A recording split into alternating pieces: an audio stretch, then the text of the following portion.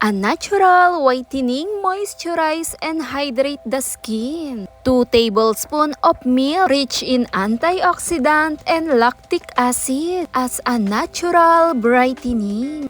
Cornstarch and milk, perfect combination for a glowing, smoother, softer skin with a gently exfoliating effect. At heto'y mabilisan, nagbibigay kinis, malambot, maputi para sa balat dahil na rin sa benefits na meron itong dala.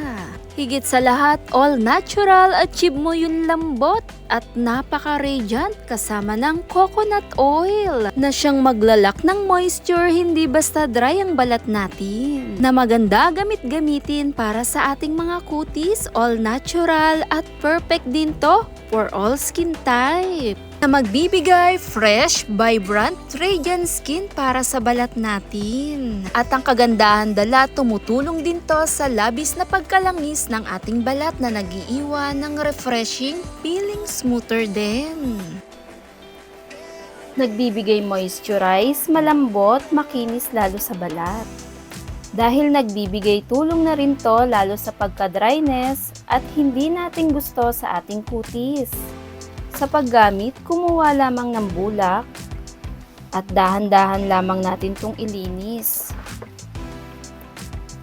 At ibabad lamang ito ng 5 minutes.